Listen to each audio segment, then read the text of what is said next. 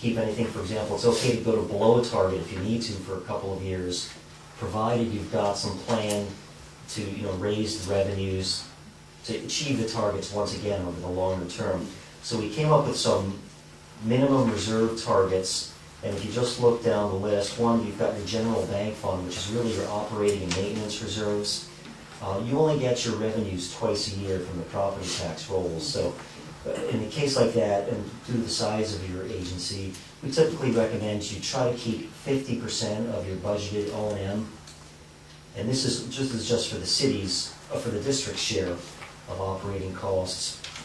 Keep that in reserve to kind of mitigate the expense and revenue fluctuations, and make sure you have enough if the property tax payment was delayed or anything like that. On top of that, you've got a treatment plant fund, which you keep as for reserves for paying your treatment plant bill, which is about half of your operating cost, half of your overall cost. So again, we were recommending for that you target over the long run to keep 50% of the treatment plant costs. Keep that in the reserve fund in case you need it in the future. And these are things like currently you're above your overall fund reserve target, but it's something you want to keep an eye on for the future to say, hey, it's okay if we accumulate some excess funds, it's okay if we spend them down on capital projects, but let's not go too low. Then after those two funds, there's a construction and replacement fund. That's for ongoing repairs and replacements for the existing customer base. There's no right number there, but we thought it wouldn't be a bad idea to try to keep $500,000 in the bank in case there's a problem. $500,000 doesn't go as far as it used to, especially when you're dealing with some major pipeline replacement. These projects could be expensive. And then again, you've also got your sewer connection fee fund. That's all your connection fee revenues. Those are separated from the rest of your revenues, and they are to be used for projects benefiting growth. And it could include buying into existing facilities that benefit growth also. But again, there we were recommending $500,000. It's not a hard and fast rule, but it's kind of a good operating rule of thumb to keep another $500,000 there. So overall, you keep $1 million in reserves for capital repairs and replacements if there was an emergency. And then you've got some other miscellaneous funds, and those are not so critical. But one thing that you haven't really gotten a hold of yet is the OPEB liability funding, other post-employment benefits. This is mostly for health care for retirees. Right. And it's something that all agencies are now required to get actuarial studies to determine what is your liability, and there's no single right way that you're mandated with funding it. But at some point you might want to establish a reserve fund for that. And the way you've typically been funding these costs is on a pay-as-you-go basis. As there's some healthcare costs for a retiree, the district writes the check each year.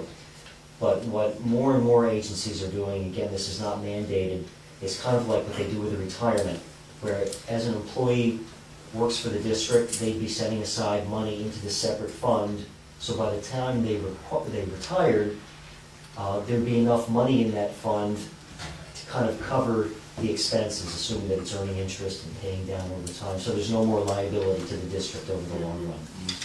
So you'll have those decisions to make at a future date, but that's probably not a bad reserve fund to add, whenever you wanted to do that. Right. Okay, great. Are there any questions at this time for Alex? Excellent. I think it's a very thorough presentation. Okay. Yeah, that's a good presentation. I guess we can get together a draft of a letter Right. sometime. If you needed to mail it out, if you're going to adopt this stuff at the June meeting, Right. if you go back a couple of months before that, I guess you can maybe in the April meeting, or you're hoping to do that today. We're doing that tonight. Okay. Yeah, what I'm asking for is authorization to go ahead and proceed with the 218 notice. Yeah. And that way, Alex will go ahead and start a draft on that, and we'll have that taken care of. Okay. We'll continue to talk about items within the budget, and obviously you're going to have to approve the 40-hour, 32, and the cost of living, those type of things. But we'll have the legal requirements for the notice already taken care of. Okay. Mr. Hopkins, have you calculated what's the drop dead date to meet the 45-day requirement? for the, We're well ahead now, okay. and as long as it's done in April, I think it'll be middle of April, the second week in April. That's what we discussed. Right, and then we're okay, because our meeting, our public hearing would be the first meeting in June, I think it's June the 6th or 7th. Okay. And so we're okay now. And, but it's not gonna be a binding thing. It will be the proposed increase. Right, you could always adopt something lower. Right. But So we you, would- yeah, so you're not locking yourself in, Okay. but you're giving notice of what the proposal is. And at that meeting in June is where you make the final decision. Okay. Now, one thing we do know is, we do need to know is what rate increases to put in that notice. Should we do the one, well, I guess if you're not mailing it out to April, you can always change it at the last second.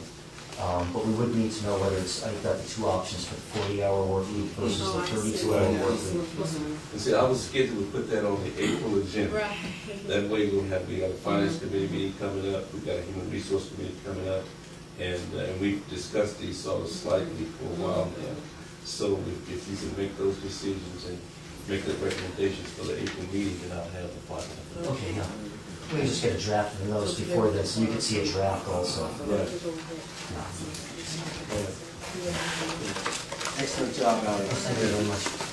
If there's any other discussion, then you can call for the motion. I will move that we approve authorization for district manager to publish Proposition 218, notification of public hearing to adopt the proposal. Second 5-year school service. Okay. It's been moved in second. All right. Can we do a round? We have to call this one out, or it's okay to? It's okay to. Okay. All right. All in favor? Aye. Any opposition? Okay. We have made the approval for you to go ahead and get moving on that 218 notice. All right. Thank you very much for your presentation. Excellent. Keep up the good work on the Good job, Alan. finance side. Yeah. Good job. At this point, we're going to move on to item number 8. We have a presentation on a special project to replace outdated toilets and bathroom fixtures. Right. Madam Chair, we have Nicole and Ben here with us tonight, and they provided the information that's in your packet. And we've been working together to try to see if we could partner on doing a pilot project, and they're prepared to do a presentation and answer any questions that you have. All right. Here again is the idea is that hopefully we might be ready to come back to you with a recommendation at the April meeting Okay. with final information. Sounds good. Good evening. Good evening. President.